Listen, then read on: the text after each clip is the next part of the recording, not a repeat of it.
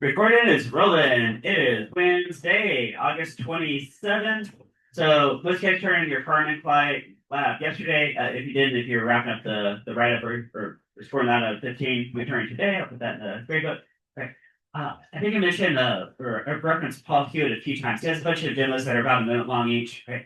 Now, since we're going into linear motion here, I'm just going to play a few of these. Another, obviously, there's a lot more. I'm just kind of skipping around. So I'm going to play video number 5, 7, 10, 12. Okay, so one's on acceleration, like how quickly are you speeding up or slowing down. One is really velocity as a function of time. Okay, and these two are like how far has something fallen as a function of time. So let's go to the edge of a cliff and you drop this, just fall straight down. Okay, how far is it going to fall as a function of time? Right? One of these is going to be a derivation. Yesterday near the end of class, I derived these equations for you guys. Remember, you guys, here's a recap. Remember, we started with the definition of acceleration is change velocity over change time. You can do a little algebra shuffle and get this one. Okay. And then if you graph that, that makes this graph on a v versus t set of axes. Okay. And then, okay, so the slope would be the acceleration. That just kind of worked back to where we started. Okay. But guys, what does the area under velocity versus time represent? What? Okay, so there's velocity versus time, and here's this curve. Well, I'll call it a curve. It's a straight line in this case. Right. What does the area under this curve represent? Yeah, the distance. Yeah, how far? Right. Maybe I'll say displacement. Right. So like how far do you move? And you guys see it's this rectangle plus this triangle, which is b naught t plus half d squared. Hey, that's this one right here. X equals b naught t plus half d squared. Okay. Take these two system of equations. I think I flashed notes up here real fast. You can derive this third one, which is okay. So this top one is how far is a function of time. The second one's how fast is a function of time. The third one is how fast is a function of distance. Ooh, guess that? So we'll be applying those today. Okay. I want to have you guys write your notes. What would it look like? We're going to make a big old table for you drop the ball off the cliff. What all these different variables look like: time, acceleration, velocity, displacement. Those linear motion puzzles I gave you guys. I do want to be solving some of these with you guys today, just to get you guys going. I think a good due date would be after this 3-day weekend. So today we'll work on a little bit. Tomorrow we'll work on some. You guys know there's a quiz coming up Friday. Right, and you guys have a few days to sit with these two stuff. Right. All right. So with that in mind, let's go some Paul Hewitts. Again, I'm just gonna play a few of these, but if you like this guy's style, then you guys know I uploaded all these to Google Classroom. Right. So very first week of school, they're all sitting in a zip folder. So acceleration means there must be a change. And I can put this in shorthand notation, say.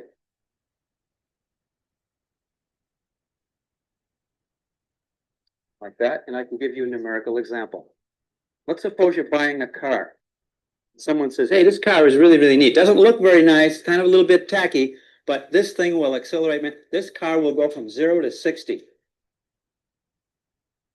What's the person telling you? 0 to 60 miles an hour. Does that tell you anything? Then you buy the car and you find out it takes you half an hour to get up to 60 miles. Okay. So when you talk about acceleration, you talk about how long does it take to do that? Well, let me give you an example. If I have a car that'll go from 0 to 60 miles an hour in 10 seconds, what's the acceleration? Try it. Let me help you. The car is going to change its velocity by how much? From 0 to 60 miles an hour. Okay. So there's going to be a change in velocity of 60 miles an hour, right? Did I tell you how long it would take to do that? 10 seconds. So I'll divide that by 10 seconds. S per second. So you know what the acceleration of my car is? Anyone have a calculator? Maybe you can do it in your head. Okay. Yeah. Okay. It's going to be 6 miles per hour per second. Ooh. So can you guys see your dashboard? Do you guys see that speedometer needle like moving? So the speedometer needle is moving. See, if the speedometer needle is pointing at a constant value, that would be like a constant velocity. But if it's on the move, okay, then you would be accelerating. How much are you accelerating? Oh, it looks like it's moving. Like okay, look, 6 tick marks every second. Can you see it? Like on the move.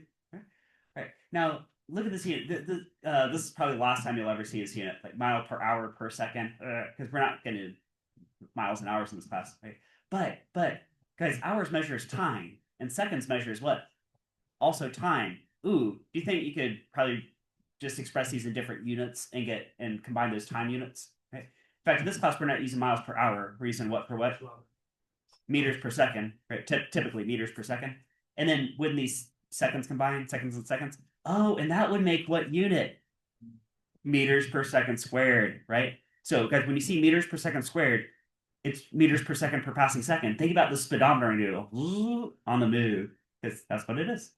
So the acceleration of that car is 6 miles per hour per second. And if that acceleration stays uniform, stays constant, that's to say then, so long as it's doing that, every second goes by, the car is going to be going faster than the second before. By how much? By 6 miles per hour. It'll gain 6 miles per hour every second.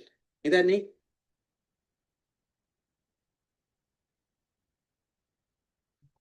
Take a piece of clay, drop it. Did it accelerate? How do you know? How do you know? Because you saw it change. You saw it up here at rest. Did you see it gain speed? Let me try it from up here. Can you guys see it gain speed when I drop it? Did you see it pick up speed? Very difficult to tell. But you know it does pick up speed. You know that intuitively. Because if I took this clay and I hold it above and I say, would you dare to catch this? Dare to? Yeah. You dare to catch it? Okay. Now we're going to do the same thing. I'm going to go on an airplane. I'm going to drop it and you catch it. Would you dare to catch it? Oh, no way. Because you know as this thing is falling, it's going to pick up speed. Isn't that right? And to say it picks up speed is to say it's going to be undergoing a process begin with an A called acceleration. Okay. And that pickup in speed, that's what acceleration is. And we just saw here, this thing does accelerate. Let me tell you how much it accelerates. It turns out that a freely falling object at the surface of the Earth will have a constant acceleration. And that acceleration will be. Ooh, wait, who knows what he's going to write? 9.8, 9.8 what? Meters per second squared, right? Because if I change it to feet and seconds, it'd be a different number, right? But yeah, 9.8 meters per second squared. Now, well, he's got a mark on the board. He's actually going to round this a little bit. Guess what he's going to round it to? About 10, right? Which is going to be really nice for a bunch of calculation. In fact, AP allows you to do the same thing. If you go through the entire AP exam and you assume that Earth gravity is 10 meters per second squared, you'll get all the answers that either correct or correct enough to get all the points, right? Kind of what's the difference between 98 cents and $1? It's the same proportional difference, right? 10 meters per second every 1 second. Freely falling objects will pick up a speed of 10 meters per second every second they're falling. And I can call that like this. 10 meters per second squared. When the acceleration is due to gravity, it's common to let the A be a G. We could say G for the planet Earth is 10 meters per second, or 10 meters per second squared. What's that mean? That means this. Let's suppose I drop this. And there's a speedometer on there. And you guys are looking at the speedometer with a spyglass. Right now, what does the speedometer say? 0. Now, when I let it go, does the speedometer reading pick up? It picks up. At the end of 1 second, the speedometer reading gets up to how much? 10. That's right. Because it was falling for a whole second. So now it's going 10 meters per second. Okay? 1 more second, it's going even faster. How much 1 more second? 10. Now it's up to 20. And up to the 3rd second, it picks up another value of how much per second? 10. So how fast is it going at the end of 3 seconds? How about 4 seconds? Can you do big numbers? How about 10 seconds? How fast is it going?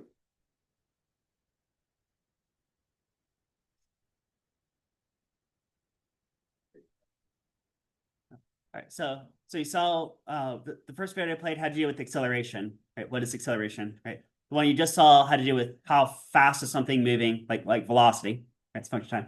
Now he's going to move on to a different concept. How far? All right, you guys ready for this derivation?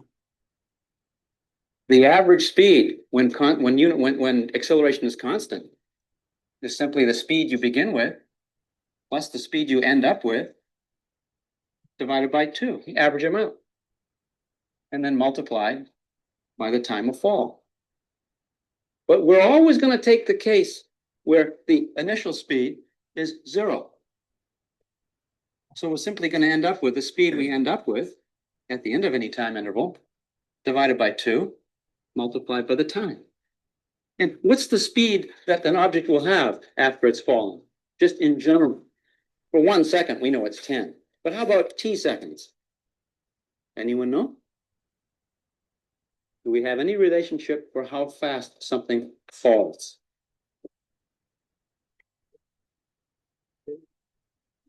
Right here. In fact, if the acceleration is g, the speed is going to be gt, the one we had right over here. Huh? So let's put that over here.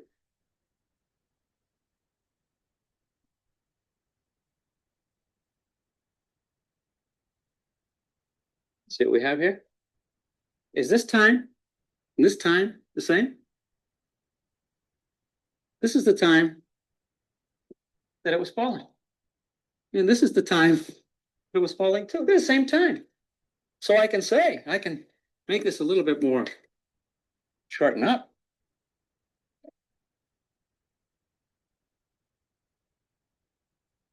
And now I have a relationship for how far something. There you go. How far? So yesterday you guys saw the graphical derivation. Here's doing more algebraic derivation. No, yeah, it is. Look, 1/2 at squared, isn't it? And then this is a special kind of acceleration, right? It's a gravity free fall, gravity field. Now, he said he's always going to call the initial velocity 0, so that would boil down to that simplified version, wouldn't it? Right? And then if it wasn't equal to 0, you get the full formula, right? So also, instead of x, he called it d for distance, right? So yeah, you can use interchangeable variables there. False. All right, one more. You're on the mainland. You're up country, mine country, California. You're out with your friends. And you have friends there, and someone opens up an old mine shaft. Musty. Someone says, geez, I wonder how deep that is down there. Dark, dank. You hear the bats. Straight down. Someone says, gee, I don't know, if we had a rope, we could lower the rope and find out when it hits the bottom. So look, the ladder's all broken. There's no way to find out how far down that goes. You say, wait a minute, hand me that rock. Friend hands you the rock. You take the rock. 5 seconds it takes to hit the ground. Disregarding the time it takes for the sound to come back up. Took 5 seconds to hit the ground, right? Someone says, well, how deep is it? And you say, so he's got to figure this out. Fell for 5 seconds. Took 5 seconds to hit the ground. All right. How deep? You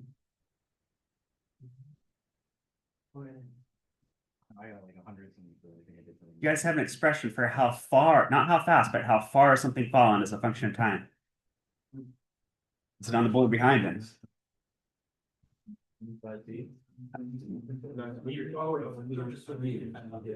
Right? Right? 5 seconds. 5 5 25. Right. So you're plugging 5 seconds in from where the time goes. Put 5 seconds. Right. Guys, what are you plugging for the G right here about? Yeah, let's go 10 meters per second squared, because here in this dark cave, probably don't have a calculator with it. Let's just call it 10. Right. So 10 meters per second squared, 5 seconds. Put it all together. What do you get? 25 times 5. It's about 125 meters deep. Some say, how'd you know that? You say, college. Go, college. How you know stuff. So, college. Alright, so here's what we do. Alright, so in your notes, let's drop college a ball off a cliff. Here, I've got a little diagram going right here. Got a little cliff. Okay.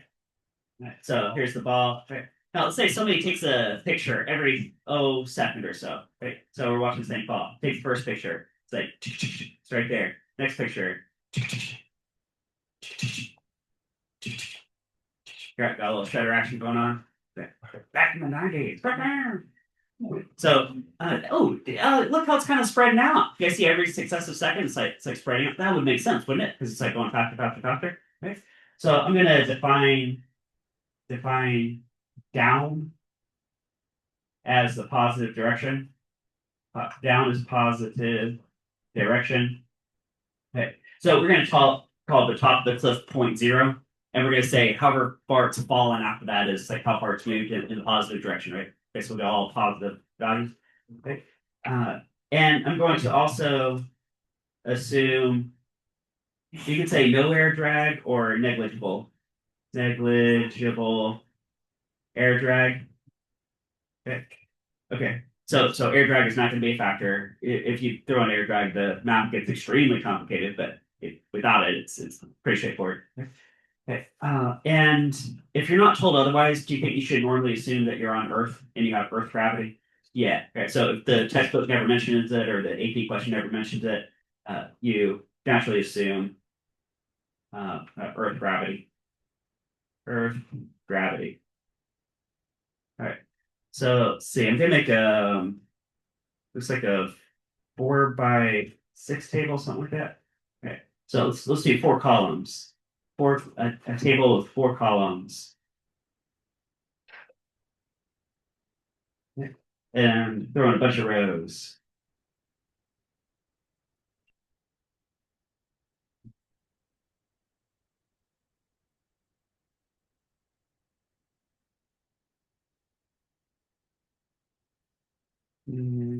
Yeah.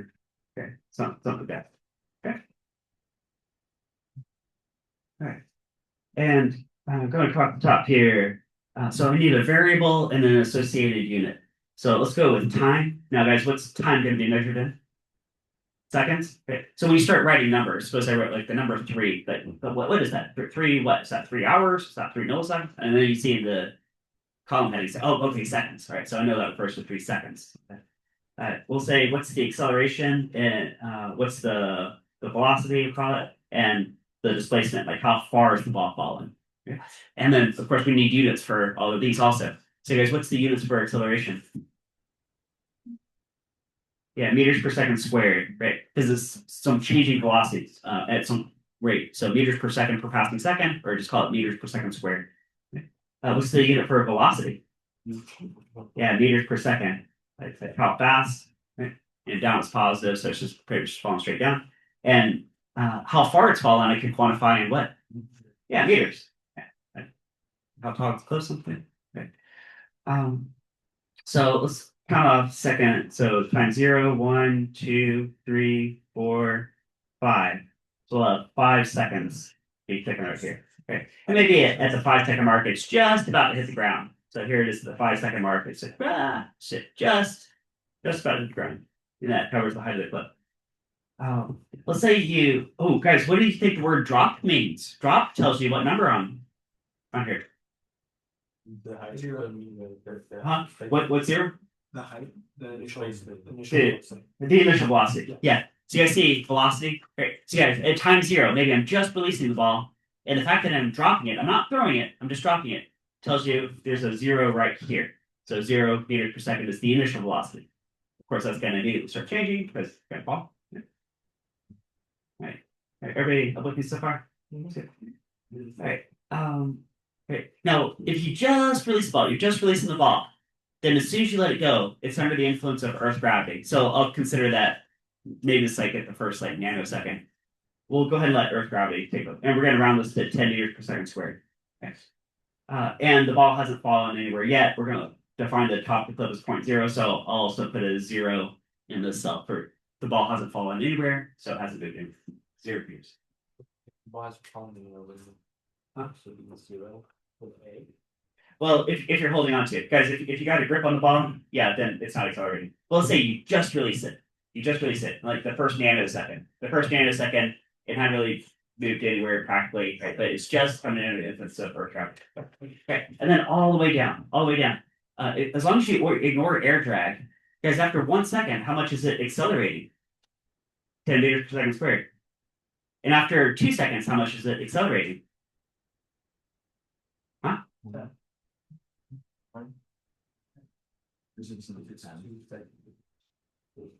No, it's actually Constant? What was it here? Let's see. What was your? You're going back to your car and inquiry lab. Because guys, wasn't your car and incline lab just a slowed down version of the same scenario? Right. Now here's velocity versus time for your car and incline lab. Okay. Velocity versus time is what property of this graph tells you acceleration? The slope. And so is that like if I have a little stick figure walking up this hill? Like how steep is the hill? Okay. Is the slope changing or is the slope constant? Constant slope. What does that tell you about what number goes right here? Yeah, just 10 meters per second squared. That's right. Okay. What about after 3 seconds? What's the 10 meters per second? In fact, is it just going to be 10 meters per second squared all the way down? Okay. Until, let's say it's like a millimeter above the ground, it's still accelerating. Okay. Now, once it makes contact with the ground, then there's different forces and that all changes. Okay. But yeah, as long as it's in free fall. Okay. As long as it's free fall. Okay. So, all right, you guys ready for velocity? So, you release it from rest, you drop the ball, release from rest. That will tell you initial velocity is equal to 0 meters per second. Okay. After 1 second, it's picked up to how fast? Yeah, 10 meters per second. After another second, now it's how fast? 20 meters per second. After a third second, 30 meters per second. After 4 seconds, 40 meters per second. Now how fast is it? Just about to slam to the ground. 50 meters per second. Maybe fast. So yeah, it's gonna slam to the ground, velocity at 50 meters per second, straight down. Right. In fact, the column you guys just completed is this middle equation right here. Like if you needed a formula to resort to, you say, okay, well I dropped the ball, so initial velocity was 0 meters per second, so that goes away. And I just have a times t. So I know a is 10 meters per second squared all the way down, and then just times however many seconds tells me how many meters per second. That's what we just did. All right, now, how far is the ball fallen? So, just as you're releasing it, haven't moved anywhere yet. That's where the 0 comes from. Okay. After, okay, guys, don't give me a good answer on this. I want to see if you guys can get to maybe by formula. Take a moment to think about this. How far, not how fast, how far has the ball fallen in 1 second? What do you think? 5 meters. 5 meters. 5 meters. I think you guys getting 5 meters? 5 meters? Yeah. Let's check it out. Okay. Guys, which formula would tell you how far is a function of time? The first one. Remember, this is a combination of two things. If your cruise control on 995 is just speed times time tells you how far. Okay. Your car and incline lab was just this part of it right here. How far your car moves, just 1/2 AT squared. And then if you gave the car a push or you throw the ball down the cliff, we can add those bits together. So that's the full version, right? Okay. In this case, we're dropping the ball. So is it okay if I get rid of this term? Because V naught 0. So really it's just that, right? 1/2 AT squared. Okay. So if you do the math on that for 1 second, so yeah, how far it's fallen is just 1/2 AT squared. Or sometimes you see it like this way. Let me swap some variables. Can I say H, how far, like the height change is 1/2 GT squared, where G is the gravity field, which is a type of acceleration? Could that be kind of the same thing? Right. So, yeah, so watch for variables to be swapped out because right, so let's say I'm trying to figure out how far is it fallen. And I know this G is 10 meters per second squared. And I know 1 second, I'm going to square that. If you didn't see it before, I bet you're seeing it now. This is what? 5. So half of 10 times 1 squared is 5, right? Because what is meters per second squared times seconds being squared? Meters. Yeah. 5 meters, which of course describes a height change. Yeah. So remember, this class, it's not just the numbers on the calculator screen. It's also units you want to keep track of too, right? Yeah, 5 meters. Oh, look, X is a meter. Right. After 2 seconds, how far is it fallen in meters? 20 meters you're getting? I think that's right. Let's see here. So if I do Q squared is 4, half of 10 is 5. 5 times 4 could be 20. That could work, right? And of course, this bit's just still 0. How about after 3 seconds, how far? You're getting 45 meters? 45 meters? Okay. Because, here, let's make sure. So 3 squared is 9, half 10 is 5, 5 times 9 is 45, and this bit's 0, so yeah, 45. Okay. How about 4? Guys, what's 4 squared? 16 times 5 is 80. 80. So at the 4 second mark, it has fallen a total of 80 meters. Okay. And how about 5 seconds? What if you put 5 seconds? What do you get? 125. 125. And how'd you know that? The thing from the video. College. The answer college. Yeah, how'd you know that? College. This is how you know you're going to college. Yeah, right there. Right. So, hey, look what I made for you guys. It's a poster. Hey, with the table you just made. Hey, all right.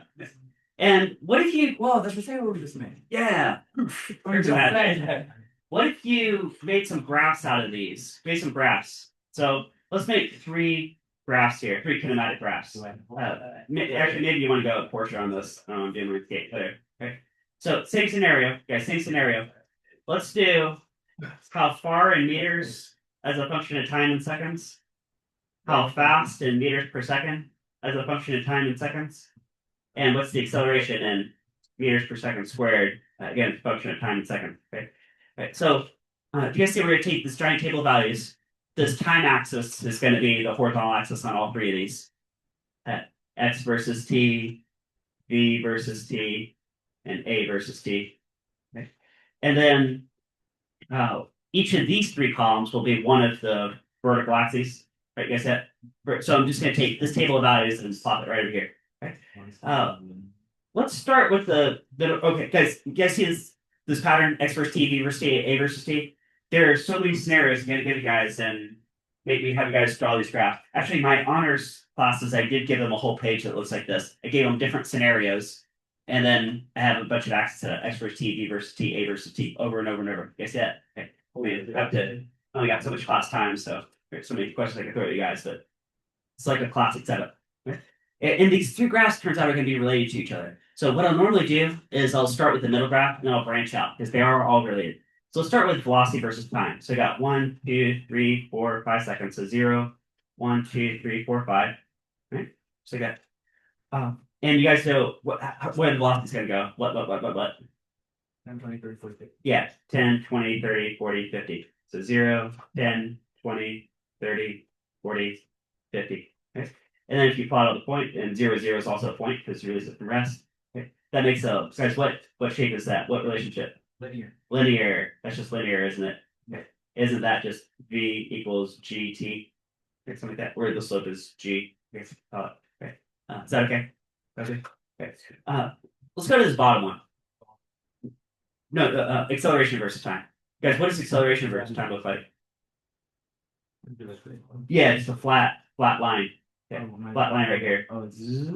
Because isn't it always about 10 meters per second squared? 10 meters per second squared? Okay. Yeah, this is really true. If you ignore air drag, that's going to be true. It's right.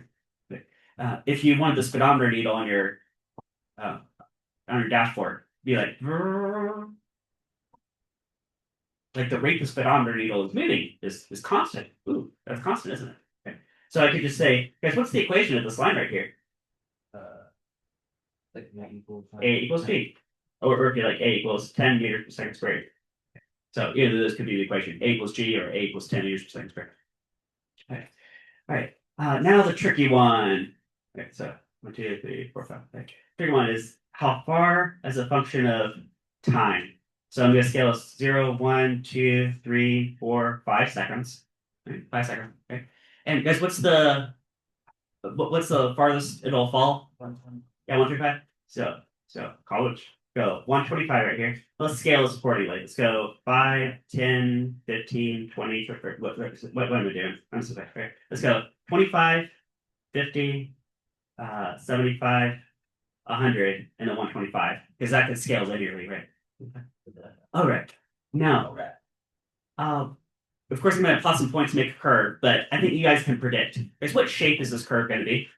Parallel. How many guys think parabola? Parabola? Okay. So if I pull the number straight from the table, again, graphing these 2. So x versus t. So 0, 0. So at time 0, it hasn't moved anywhere yet. Okay. After 1 second, it fell at 5 meters, okay, which fairly shows up here. 2, 20, 3, 45, 4 was 80, and then 5 is 125.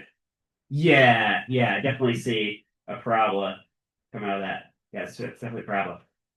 So that's how far is it fallen? X equals, you could say, well, 1/2 GT squared if you wanted to pop in Earth gravity, you could call it 5 meters per second squared, so 1/2 of a, and then times t squared. Right, 1/2 of a is, or 1/2 of n is 5. Okay, right, that could be the equation of that graph. Right. Now I can tell you everything about the motion of the ball falling off the cliff. Which again is the same thing as your Carter Incline lab from a few days ago. The Carter Incline lab is just a slowed down version of this. See, it's the same thing.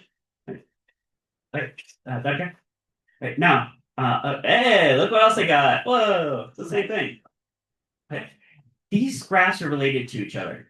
So if you know what one graph looks like or one relationship, you can kind of figure out what the other two are going to look like. Right? Like here, going from top to bottom, so x to v and v to a. Here, I'm going to phrase this in a funny way. Guys, what would you call the rate change of your displacement or the rate change of your location? That's a fancy way of saying your what?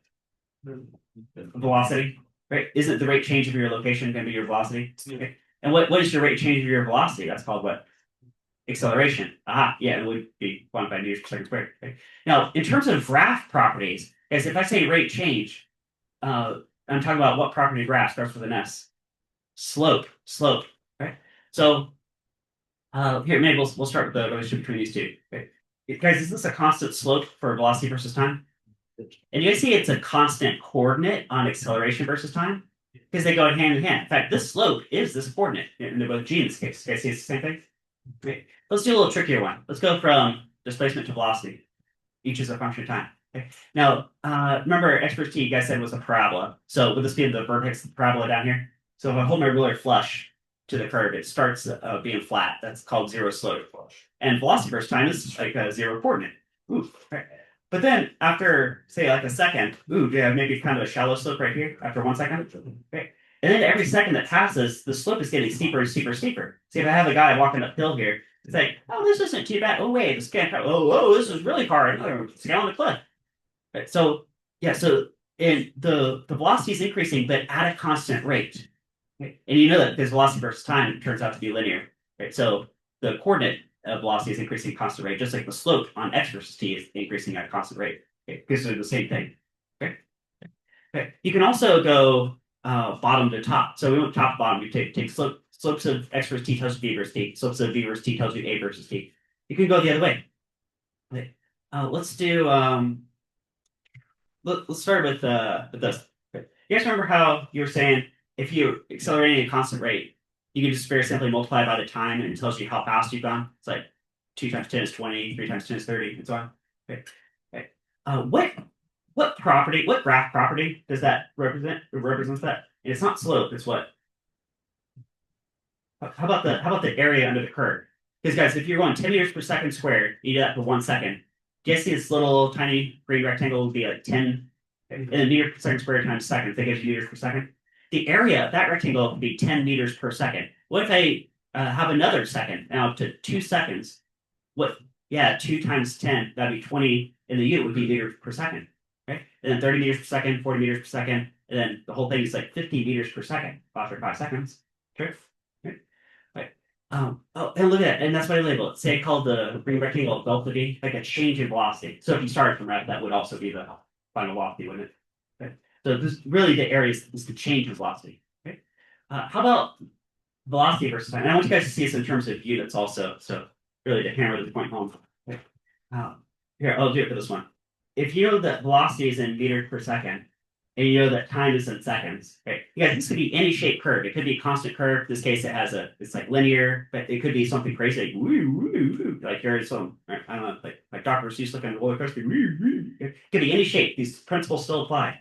The area under the curve for v versus t has these units. It's meters per second times seconds, which gives you what? Meters, which tells you how far. Okay. Now in this case, the area looks like a triangle shape. And actually, that is what we did yesterday, isn't it? At the end of class, isn't basically we did this, right? The little derivation with the guys in class. Okay? But regardless of the shape, this tells you how far, and that's why I labeled this delta x. So the area of this triangle refers to delta x. You guys see, like here, suppose I split this triangle into 2 parts. Let's do like the first interval there, and the second interval is the whole thing. Okay, guys, look at the area of that triangle you see right here. You guys see this triangle? Look at how big that triangle is. Really emphasize the point.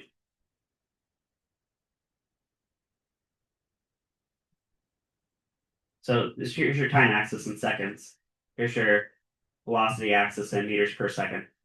See how big that triangle is. So after some interval of time, you went so far, call it like X. Because if you double the time,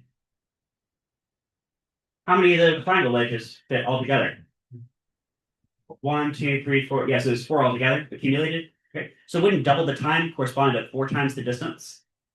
Right? You see it? Okay. Is that true? Is that how it worked out on your table? Let's check your table values.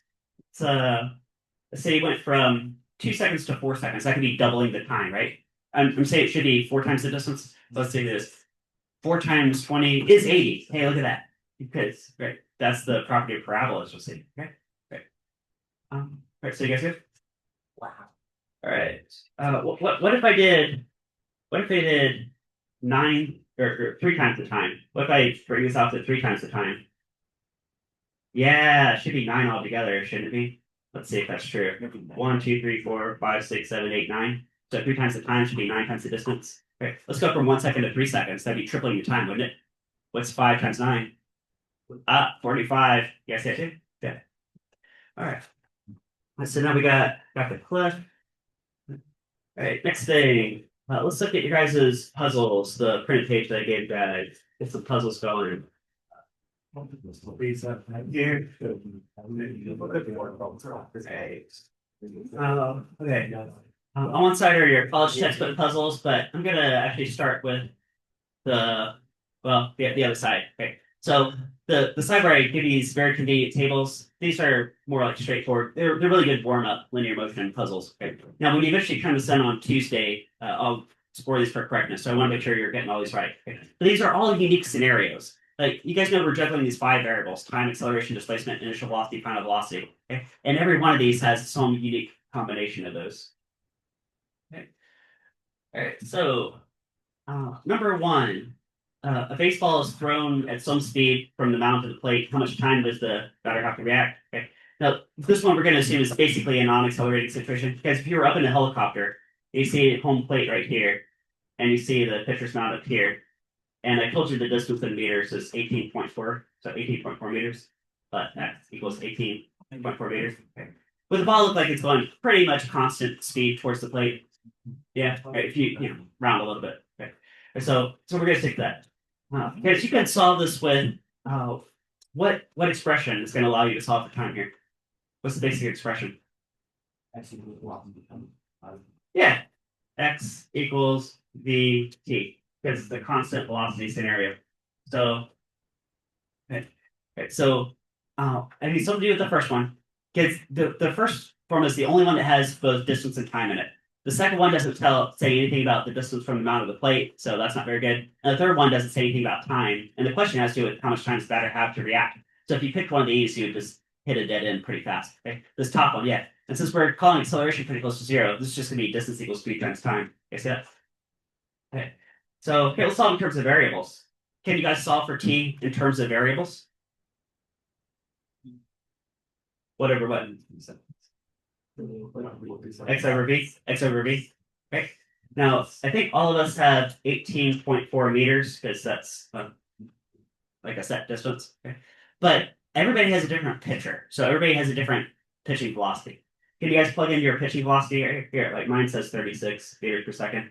Yours probably says something different. Okay. And you can get how much time. So 18.4 36, right? So I'm getting 0.51 on my calculator screen. Right. Guys, is that the answer? Should I say, oh, that's the answer and I'm done. I don't need to write anything else. Or am I forgetting something? What am I forgetting? Seconds. Oh, that's right. Seconds. Right. Because I need to specify. Otherwise, you might have like 0.51 hours. You just wait. So 0.51 seconds. There you go. All right.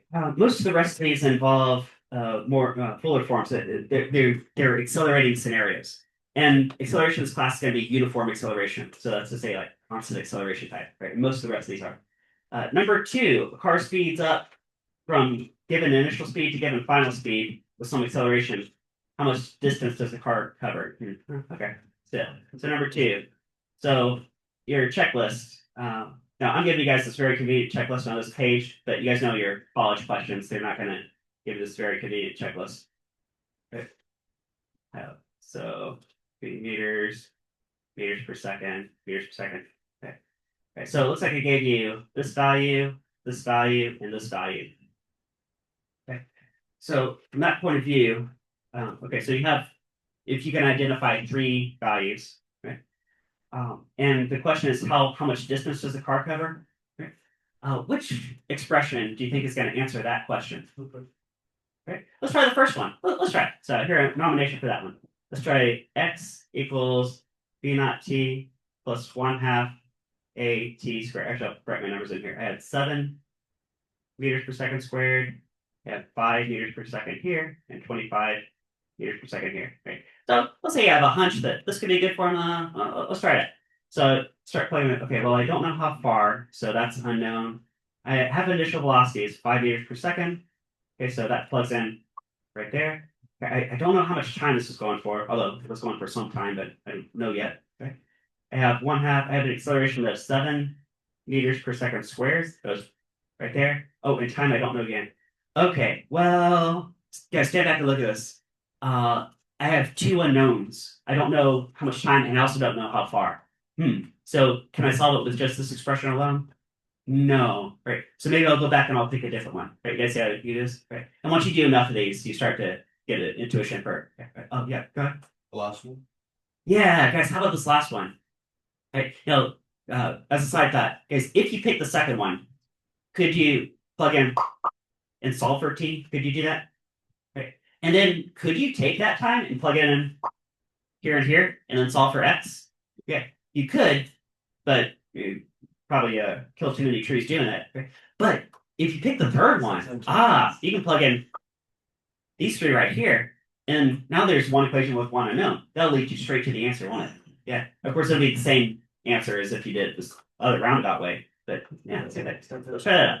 Pick the third one. Let's go. Final velocity squared equals initial velocity squared plus 2ax. Right? This question was how far, so I'm solving for that x. And I should know values for these. Okay, so I know it picked up to 25 meters per second. Now it's being squared. Equals, I started at, now it was already on the move at the beginning of the interval. That's also being squared. There. And the acceleration, well, it's picking up at 7 meters per second squared on my paper anyway. Probably different on yours. Okay. And solve for how far does the car go? Okay. Now that is definitely solvable because it's one equation, one unknown. Can you guys finish off the algebra on that? You know what I should do too, since you guys are AP? I'm going to split my paper. And I'll show you guys how to solve this both in terms of variables, but also with the numbers. So you could solve in terms of variables. Like if I start from this one and work my way. Should I subtract over the v naught squared? So vf squared minus v naught squared equals 2ax, solve for x. Okay. Or in terms of numbers, it'd be like 25 meters per second being squared minus 5 meters per second being squared equals 2 times 7 meters squared times x. Okay. So here's variables on the left, here it is with numbers on the right, but it's the same thing. Okay. Now, in terms of variables, so I just divide by 2a. So final velocity squared minus initial velocity squared, all divided by 2a in parentheses. Okay. That would be the answer I'm looking for. Okay. Which, by the way, is how I put these papers together. So like in Excel, I just say, oh, this cell squared minus this cell squared, all divided by, and then parentheses 2 times that cell, and then I can just change all the numbers to make like 2 different versions of these things. Okay. And then you guys, if you plug in the numbers first, what would this look like? Okay, 5 squared minus 5 squared. So this is like 600 meters squared per second squared plus 14 meters per second squared times x, and then divide both sides by 14. Okay, so 600 on 14. Okay, I'm getting a displacement of 42.9 meters about thereabouts. Okay, is that an answer choice on my paper? I hope it is. Let's say, yep, that's an answer choice right there. So it's in the bag. Okay. If you solve in terms of variables, you could just plug in the numbers after the fact, give you the same number, of course. Right, you guys go with that one? All right, let's do. Oh, okay. We got a few minutes left. Yeah. All right. Yeah. Let's just keep going on this thing. How about a jet is traveling down a runway with given initial velocity, comes to a stop in some time interval. What's the jet's acceleration? So the jet's moving really fast and it comes to a stop. Ooh, okay, it comes to a stop. Well, here. Three. Okay. You have so T A S B not yeah. Okay. I gave you check, check, check. Okay. And I'm asking for what's the acceleration. So with all that, which formula will be able to answer that question? First, second, or third? Yeah, I like to say I'm hearing some nominations for the second one. Okay. Guess you know the second one is the only one that doesn't mention how far something's moved. Right. First one does, third one does, right? But not the middle. Right. No, of course it is moving a distance, but that's not the question, and I don't have that information either. Yeah, let's go with final velocity equals initial velocity plus AT and solve for this A. Okay. Well, here, same as I did before. We'll have to finish on this one today. So I could solve in terms of variables. We go VF minus V naught equals AT. And so acceleration would be VF minus V naught all divided. Oh, actually, we started with this yesterday to derive. Isn't that the definition of acceleration right here? Is that what it is? Okay. And then if I plug in the numbers, well, you guys can plug in the numbers and get that too, but bell's about to ring. Okay, so you guys get that? Right, so yeah, we'll solve some more puzzles tomorrow, and this page is due on Tuesday. Tuesday.